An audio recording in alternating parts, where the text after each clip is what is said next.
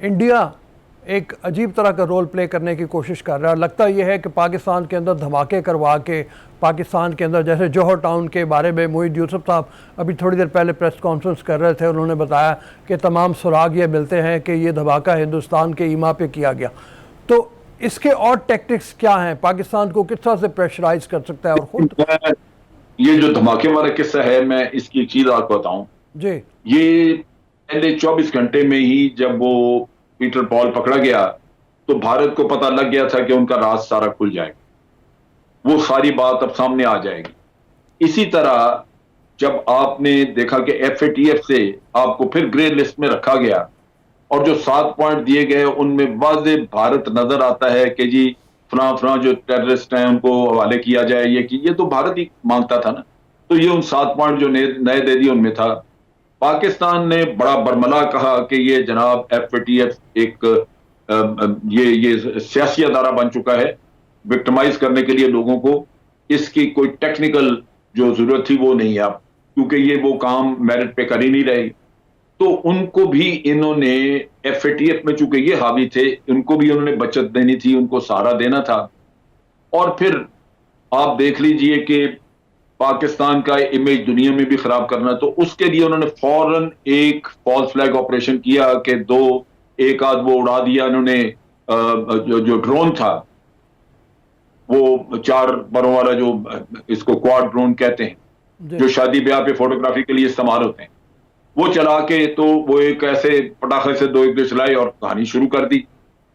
ये नलीफाई करना चाहते थे एफएटीएफ में आपके जो इल्जाम हैं उनको, और तवज्जो दुनिया की हटाना चाह रहे थे इस धमाके पे जिस पे आज प्रेस कॉन्फ्रेंस की है पाकिस्तान ने।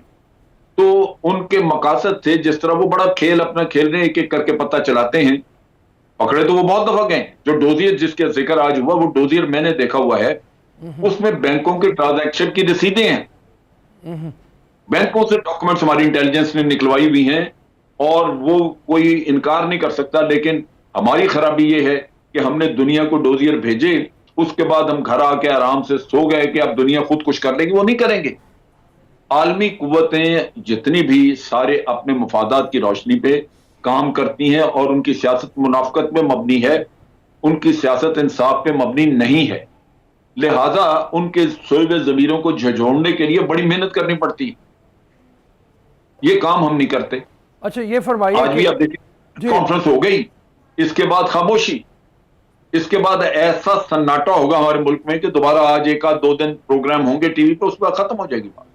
जब तक हम एक मुहिम के तौर पे इस मनहूस मुल्क के पीछे नहीं लगेंगे जिन्हें 70-80 हजार लोग मरवा दिए इस मुल्क में, मुहिम एक बिल्कुल एक बहुत बड़ी कैंपेन चला के जो बड़े जिसकी प्लानिंग की हो, एक स्ट्रेटजी वर्कआउट की हो कि इसको कैसे घेरना है हमने, तो तब जाके दुनिया में ये बात समझ आएगी कि भारत क्या कर रहा है।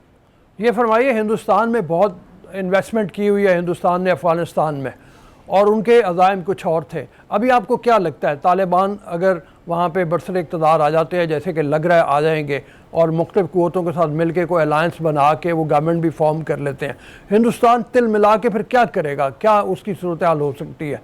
उसने बॉर्डर के ऊपर अफ़गानिस्तान में साथ साथ साथ पाकिस्तान के ख़िलाफ़ ऐसी चीज़ें इकट्ठी की हुई थी, ऐसे टेररिस्ट इकट्ठे किए हुए थे, ऐसे बनाए हुए थे ग्रोह जो आके पाकिस्तान में धमाके करते थे, हंगामा करते थे, यहाँ के लोगों को कत्ल गारत का निशाना बनाते थे। अब उसका रिएक्शन क्या होगा? देखिए जी, जहां तक मेरा अंदाजा है और जो खबरें हैं, तालिबान इन पे एतमाद नहीं करेंगे। वो बात करने को तैयार होंगे, इनको थोड़ा बहुत, जैसे उन्होंने बाकी मुल्कों से भी बात करनी है, एतमाद नहीं कर सकेंगे। उसकी बड़ी वजह है कि ये मुल्क जो है भारत, ये तालिबान के खिलाफ उनके उस दौर से जबकि अहमद शाह महसूद जिंदा था, उस वक्त से भारत उनकी नॉर्दर्न अलायंस की मदद करा के तो इनके तालिबान के खिलाफ लड़ता रहा। आज भी जब तालिबान जंग यहां लड़ रहे थे तो भारत ने वही इस हुकूमत का साथ दिया, और वो बिल्कुल तालिबान के खिलाफ इनकी मदद भी करता रहा। इनके लोगों को ट्रेन किया उसने, अशरफ गनी की फौज के। फिर उससे ज्यादा आप देखिए कि एज ए स्पॉइलर उसने क्या काम किया। ये तालिबान को पता है कि भारत ने धमाके कराए, सिखों के गुरुद्वारे पे इन्होंने कराया, इल्जाम डाल दिया तालिबान पे। वो तो भेद खुल गया, क्योंकि ये चीजें तालिबान ने बरमला कहा कि जनाब हम तो लड़ रहे हैं अफगान फौज के खिलाफ, हमारा तो सिविलियन के खिलाफ कोई मसला ही नहीं, हम तो उनको तो छेड़ते ही नहीं हम जाके। और इस चीज की फिर अमेरिकन इंटेलिजेंस ने गवाही दी तो भारत चुका, वरना तो इन्होंने कई जगह सैकड़ों बंदे उनके मरवा के इल्जाम, दहशतगर्दी सारी भारत करवाता रहा और इल्जाम उन पे तालिबान पे। तो तालिबान जो है वो अब ऐसे ऐसे बेवकूफ लोग नहीं है, वो बड़ा समझते हैं चीजें और वो भारत को हैंडल करेंगे, लेकिन उसको लिबर्टी ऑफ एक्शन नहीं देंगे जो उसको आज मिली हुई थी वहां पे। और इसके साथ साथ जो चीज और है वो ये है कि भारत भी डबल गेम खेलेगा। भारत ने अपनी जो 30-35 साल की उसकी वफादारी है नॉर्दर्न अलायंस के साथ, वो उसको तर्क नहीं करेगा। लिहाजा उधर भी मलेशिया जो रेज हो रही है उसको भारत हथियार दे रहा है। तो तालिबान को यह भी पता लग गया या लग जाएगा तो वो कैसे भारत को वहां वो रसाई देंगे जो उनको मिली हुई थी पहले। तो मेरा ख्याल है कि ये भारत के लिए बड़ी परेशानी का वक्त है। अफगानिस्तान में उनका खेल बिगड़ता हुआ नजर आ रहा है। फिर यह है कि अगर अमेरिका चले जाता है, अमेरिका चला गया, वहां पे नेटो नहीं है, कोई नहीं है, और अफगान हुकूमत कहती है कि जी हमारी भी पूरे मुल्क के ऊपर रिट नहीं है, और उस डिस्टेबलाइज सिचुएशन में भारत वहां से पाकिस्तान के खिलाफ कार्रवाइयां करता है, तो हमें भी ऑप्शन है कि हम भारत को वहां सबक सिखा दें। वो अमेरिका की छतरी के नीचे जो कुछ तबाही फेरता रहा है वो बात खत्म हो गई। वो चीज जो है वो सबक सिखाना हो तो उसको सिखाया जा सकता है। लिहाजा भारत को 100 दफा सोचना होगा कि अब वो बैठ के वहां से ये हरकतें करे या ना करे, क्योंकि उसको बिल्कुल उसी हिसाब से बदला चुकाने की हमारे हमारे अंदर अहलियत मौजूद है।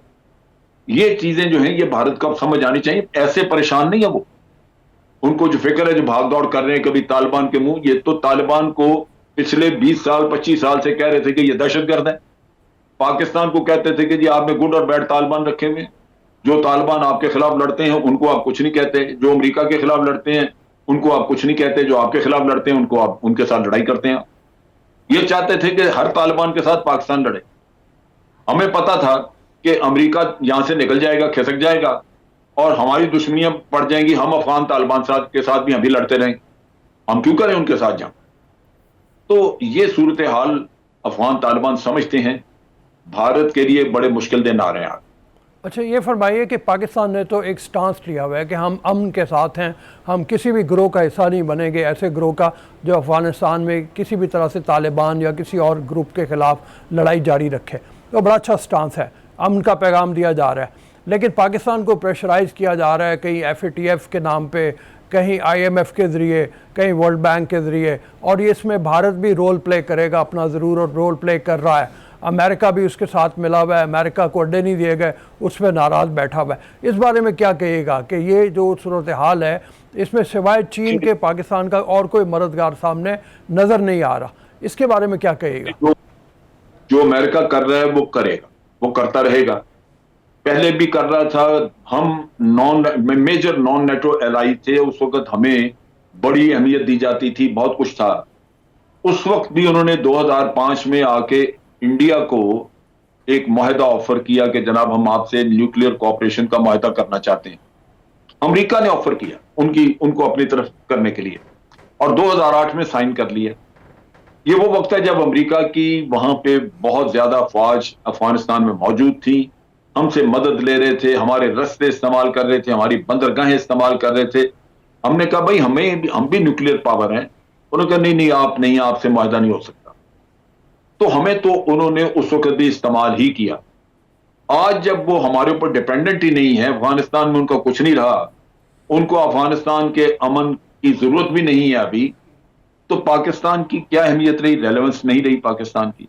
नतीजा ये कि आज वो आपको हर तरह नुकसान पहुंचाना चाहेंगे, इसलिए कि आज आप अमेरिका की बजाय चाइना की स्ट्रेटजी कहलाई हैं, और वो चाइना जिसको अमेरिका आज अपना दुश्मन नंबर 1 गर्दानता है। तो आप तो बिल्कुल मुखालिफ साइड पे चले गए, तो आपको ये चीजें सहनी होगी। लेकिन उससे बढ़ के जो हमने गलत काम किया है, हमने जब ये कहा एब्सोल्यूटली नॉट, तो हमें ये सोचना चाहिए था कि हम एक सुपर पावर को मुंतखब कर रहे हैं, खिताब कर रहे हैं, वो हम उससे मुखातिब हैं, और सुपर पावर का मुंह नहीं चढ़ाया जाता। उसको आप उसकी ईगो को हर्ट नहीं करते। आपके पास कोई फिनेस होनी चाहिए, कोई आपका जवाब जो है वो टेक्टफुल होना चाहिए। आपका कोई डिप्लोमेटिक किस्म की बात होनी चाहिए। आप कह सकते थे कि ये फैसले जो हैं ये पाकिस्तान के अवाम करेंगे। अगर पाकिस्तान के अवाम नहीं चाहते कि यहाँ पे किसी को बेसिस दिए जाए तो नहीं देंगे।